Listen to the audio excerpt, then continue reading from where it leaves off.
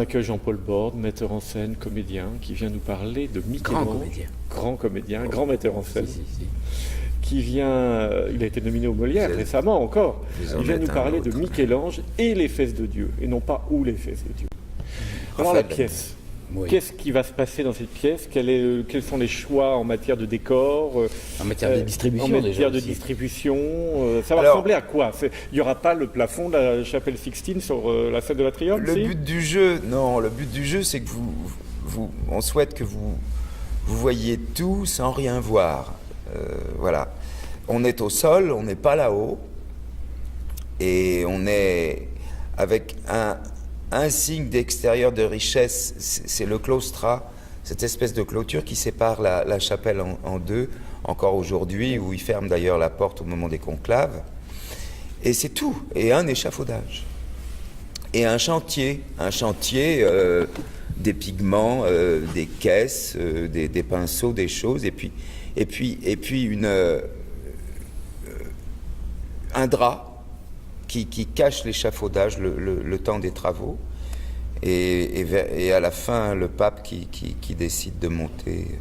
Enfin, je dévoile peut-être trop de choses. Il faut, oui. C'est bien. Et à un moment il en a marre, alors il déchire et puis tout d'un coup, paf, il voit tout. Et nous on voit pas.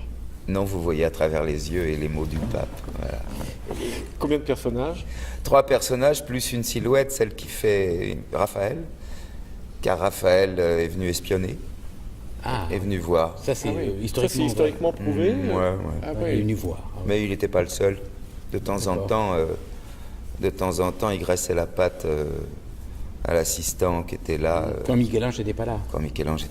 Moi j'ai lu la pièce, puisque par définition elle n'est pas créée, donc je ne l'ai pas vue. Non. Je l'ai lu. C'est assez haletant, c'est assez drôle aussi par moments. C'est très grinçant. Oui, ça manque pas d'humour, ces conflits. Et au final, le personnage principal, c'est la chapelle, c'est la voûte, c'est pas nous. Je souhaiterais, avec mes François Sienner qui joue le pape Jules II, Jean-Paul Comard qui joue le personnage de Matteo, le personnage qui réunit tous les assistants qu'on peut imaginer que Michel-Ange a fait travailler et ensuite a viré.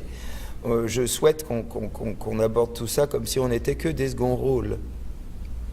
Le premier rôle étant là, cette chose-là. À 20 mètres de haut, il lui dit à un moment, mais regarde-toi, tu pues, tu te balades comme un gueux, mais pour qui tu crois, tu peins pour qui? C'est pas pour ton propre salut que tu réalises, c'est ton propre chemin. Enfin, tu peins pas. Tu peins pour l'éternité. Tu peins même pas pour les hommes, pour Dieu peut-être. Et puis la grande idée, c'est...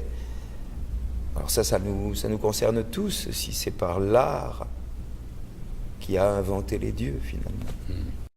On est ravis de cette création, cette vraie création. Mais je suis très très très ému de le faire chez vous.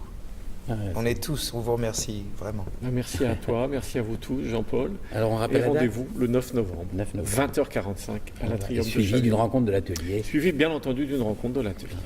Merci. Merci.